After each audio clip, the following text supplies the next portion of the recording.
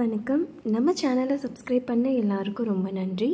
இன்றைக்கி இன்ஸ்டன்ட் மாங்காய் ஊறுகாய் தான் பண்ண போகிறேன். ஊறுகாயில் நிறையா வெரைட்டிஸ் இருக்குது. இது வந்து இன்ஸ்டண்ட்டாக கட் பண்ணி பண்ணுற பிக்கிள். எப்படி செய்கிறதுன்னு பார்க்கலாம். ஃபஸ்ட்டு மாங்காய் வந்து இந்த மாதிரி நல்லா ஒயிட்டாக இருக்க மாங்காவாக எடுத்துக்கோங்க. மஞ்சளாக இருந்துச்சுன்னா கொஞ்சம் புளிப்பாக இருக்கும். இந்த ஊறுகாய்க்கு இந்த மாதிரி மாங்காய் தான் நல்லாயிருக்கும். குட்டி குட்டியாக இந்த மாதிரி கட் பண்ணி எடுத்து வச்சுக்கோங்க. இப்போ இந்த ஊறுகாயில் சேர்க்குறதுக்கு ஒரு பொடி ப்ரிப்பேர் பண்ணி வச்சுக்கணும். இன்ஸ்டண்ட்டாக நம்ம ப்ரிப்பேர் பண்ணணும். அதுக்கு ஒரு டேபிள் ஸ்பூன் அளவுக்கு கடுகு சேர்த்துக்கோங்க. அதை நல்லா ஃப்ரை பண்ணிக்கணும். இதோட ஒரு 3/4 டேபிள் ஸ்பூன் அளவுக்கு நம்ம வெந்தயம் சேர்த்துக்கலாம். ரெண்டையும் சேர்த்து நல்லா ஃப்ரை பண்ணி எடுத்து வச்சுக்கோங்க. வாசனை வர வரைக்கும் வெறும் சட்டியில் ஃப்ரை பண்ணிக்கோங்க. இப்போ இந்த மாங்காயில் ஊறுகாய் போடுறதுக்கான சில்லி பவுடர் சேர்த்துடலாம். 2 டேபிள் ஸ்பூன் அளவுக்கான சில்லி பவுடர் நான் எடுத்திருக்கேன். காரம் கொஞ்சம் வேணும்னா 3 டேபிள் ஸ்பூன் சேர்த்துக்கோங்க. அதுக்கு மேலே சேர்க்காதீங்க.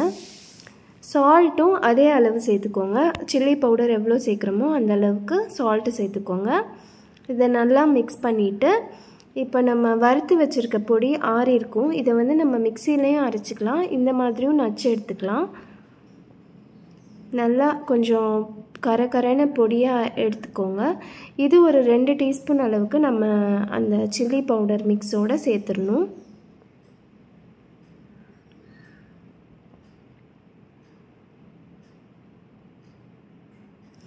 இது வந்து ஒரு 2 டீஸ்பூன் சேர்த்துட்டு நல்லா கிளறி விட்டுருங்க. இப்போ நம்ம தாளித்து இதில் வந்து கொட்டிடணும்.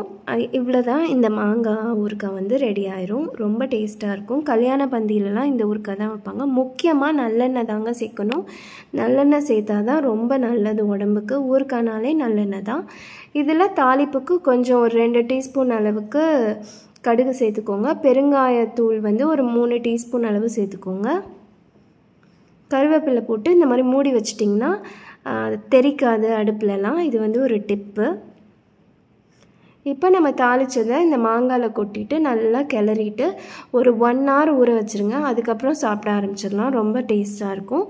இது இன்ஸ்டன்ட் மாங்காய் ஊறுகாய்ன்றதுனால சீக்கிரமாகவே காலியாயிரும். எப்பப்போ தேவையோ அப்பப்போ நம்ம பண்ணிக்கலாம். ஸ்டோர் பண்ணுறதை பற்றி கவலைப்பட வேணாம். வீடியோவை லைக் பண்ணிடுங்க. நம்ம சேனலை சப்ஸ்கிரைப் பண்ணிடுங்க. தேங்க்யூ.